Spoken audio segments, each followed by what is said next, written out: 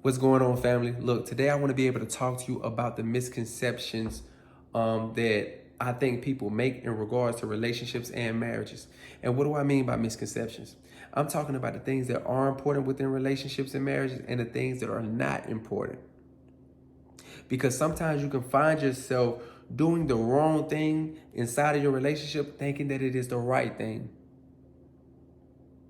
And so today I want to be able to point out 3 different things that I think are important and needed, within your marriage and relationship, and 3 things that are not needed within it. And I want to be able to do that using biblical text and also personal examples from my life experiences. Look, I'm a person that has been married twice. I'm not ashamed to say it. And I was about to get married a 3rd time, but that's a story for a different day. But shout out to the wonderful woman, right? Shout out to her. Make sure that you follow her YouTube channel as well. It's called Gracefully Broken to Redemption. I'm going to say that again. It's called Gracefully Broken to Redemption. I'm going to put it right here in the video, right? She's an amazing life coach. So if you yourself or anybody else needs to book sessions to have life spoken into them using biblical reference as well, make sure you follow her website, which is titled the same thing as the YouTube channel, Gracefully Broken to Redemption. So let's get right into it, right? The first thing that I want to talk about is communication, because you don't ever want to find yourself in a position where you're not communicating effectively with the person that you're with. I'm going to say that again. You don't ever want to find yourself in a position where you're not communicating effectively with the person that you're with, because the words that you say are like tattoos. They stick with that person forever. So what you say to a person can either be damaging to them or it can be healing for them. It can either be hurtful to them or it can be helpful to them. That's why the book of Ephesians, chapter 4, verse 29, it says this right here. It said, don't use any foul or abusive language. Let everything that you say be helpful and good, so that whoever hears it will be encouraged by it.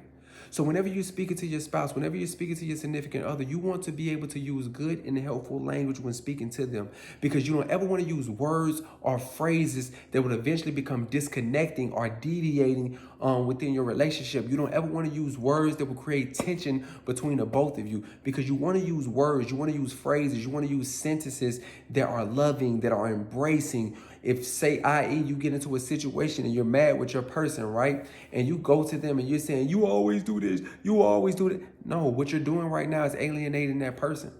You're creating separation between you and them.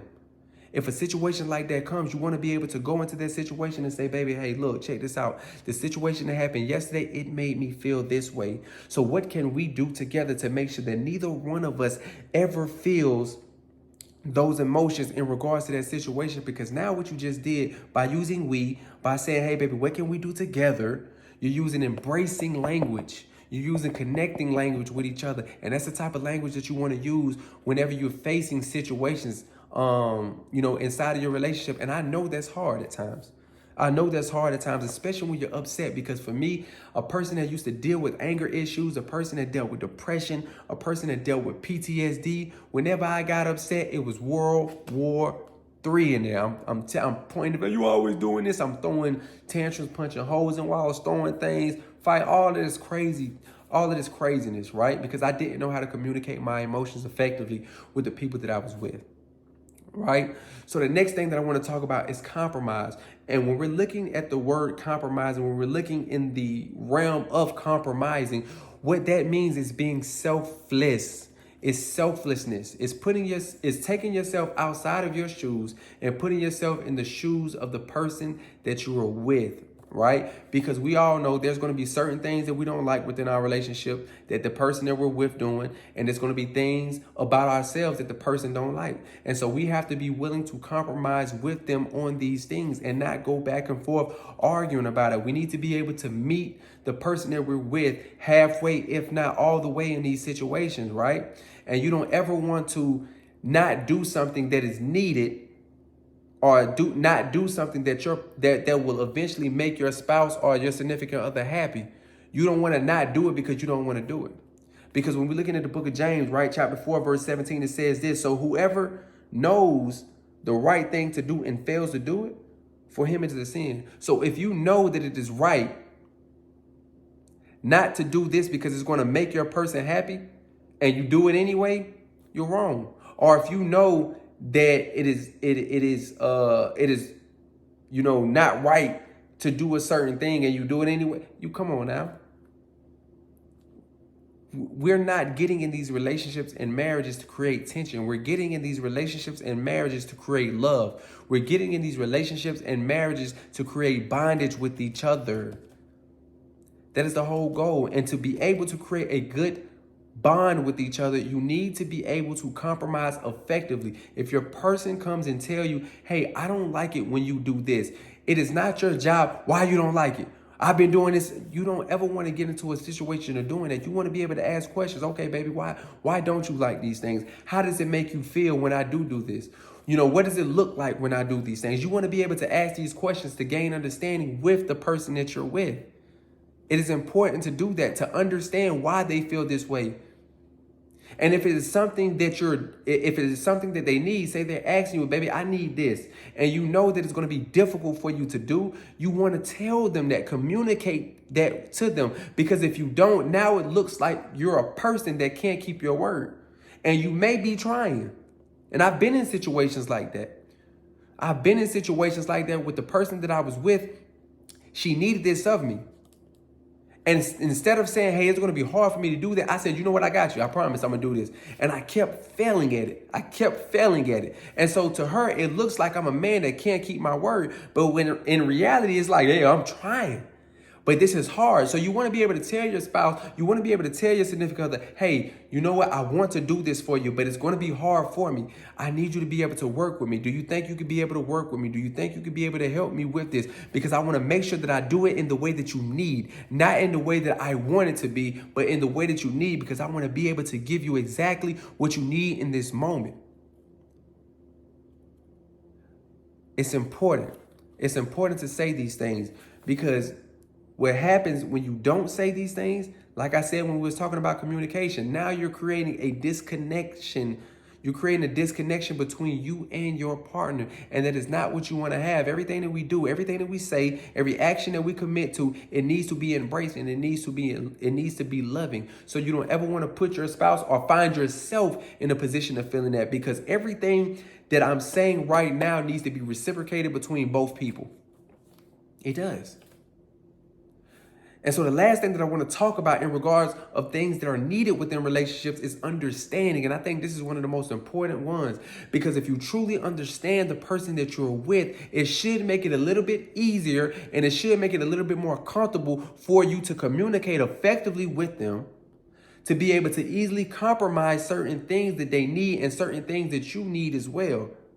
But you have to put yourself in a position of truly understanding that person, and also understanding that you're not going to always know everything it is about the person that you're with. And why do I say that? Because we're constantly growing. We're constantly changing. We're constantly maturing throughout life. What that person likes in this season of their life, they may not like in the next season of their life. They may be a little bit immature in this season of their life, but more mature in the next season. We're constantly growing. We're constantly learning something new about the person that we're with. Learning each other is a lifetime journey. It is a lifetime journey. You're going to spend especially when you're dealing with the person that you want to spend the rest of your life with, you're going to continuously learn that person every day. Every day. It may be 10 years down the line. You learn, like, hey, I didn't know you. Yeah, I like it. You didn't know that. So you have to constantly put yourself in a state of mind of learning and understanding the person that you are with, right? And so when we look at it, we look at 1 Peter chapter 3, verse 7. It says this: you husbands must give honor to your wives. Treat your wife with understanding as you live together. She may be weaker than you are, but she is still your equal partner. So husbands, look, check this out. We have an obligation. We have a mandate to understand the woman that we're with. She is still our equal partner, so we have to be able to understand her on that same level. And wives, don't think you exempt from this. Now, ladies, don't think you exempt from understanding your man, because as men, we go through a lot of things. And I got to say this, we're conditioned a certain way. We're conditioned not to talk about certain things. We're conditioned not to feel certain things. And I hate that we're conditioned that way, because it creates a lack of vulnerability on our part. A lot of times we find ourselves in a position where we're afraid to be vulnerable with the person that we're with. And so sometimes, lady, it requires a lot of understanding because some of us, we really do want to be vulnerable. We really do want to be in a position where we express our emotions and feel secure to express those emotions. So it takes a lot of understanding on your part as well when dealing with us. And it's nothing against you. You're not doing anything wrong. No, we're just conditioned a certain way from youth all the way into adulthood, not to talk about certain things, not to feel certain things. And like I said, I hate that it was like that for us. And that's why we got to train the next generation, not to be like that. We have to train the next generation to be able to talk about their emotions, to help them with their relationships as they grow older, right? So we need to be able to understand each other effectively. And I just wanted to say that we need to be able to put ourselves in positions where we're understanding each other effectively. So let's do a recap of that. So we have to, one, be able to communicate effectively. We need to be able to compromise. And then we also need to be able to understand each other, right? So those are the three things that I feel personally are truly needed within relationships. And granted, there's so many more aspects and things that are needed within relationship. But these are three of the most important ones that I feel is truly important within relationships. So now we're going to look at the things that are not important within relationships. And this is controlling, right? First one, you don't ever want to put yourself in a position of where you're trying to control someone. No. You don't ever want to put yourself in a position of where you're trying to control someone. Because when you put yourself in a position of trying to control someone, you're actually pushing that person away. You're making that person feel like they're a slave inside of the relationship and the marriage that they're in, because there still should be some level of freedom. There still should be some level of freedom of expression, to be able to express themselves, to be able to be themselves. You don't ever want to control a person, ever. The next one, you don't ever want to put a person in a position to be manipulated. And you don't ever want to find yourself in a position of being manipulated as well. But that's not what we're doing. You shouldn't have to manipulate a person to get what you need out of that person. You should be able to communicate effectively with that person to get what you need out of that person. We have to get out of the notion of trying to trick things out of people that we want, or trick things out of people that we need. That is not what God is calling us to do. No, we need to be able to effectively communicate our needs to that person and say, hey, I need this from you. And not try to trick them or manipulate certain things out of them just because we don't know how to effectively communicate with each other. No, we got to stop that. And then the last thing that I want to talk about is abusiveness. Look, we all know that, there's a lot of domestic violence that goes on in relationships. And it's not just physical abuse that goes on. There's also spiritual abuse.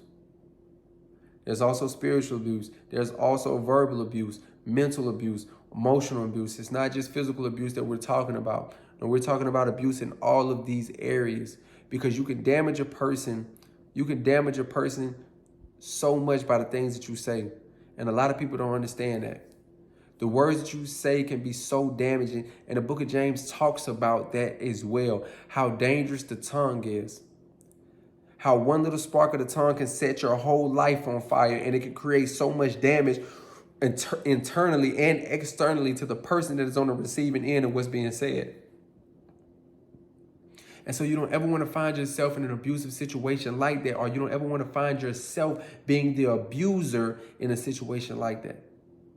So we have to be mindful of the things that we say. We have to be mindful of the things that we do.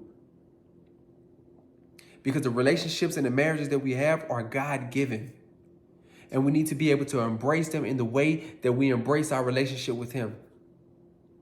So I hope that was helpful to somebody out there. I just wanted to be able to get on here and speak on the other side of what this channel is about. And that's helping people understand marriages. That's helping people understand relationships. And it's helping them understand that through biblical guidance. Because the Bible tells you how to handle your relationship. It tells you how to handle the person that you're with. It tells you all of these things, but you have to be able to get inside of it, to read it, to be able to understand it for what it is, and to apply it within your marriage, to be able to apply it within your relationship. All right?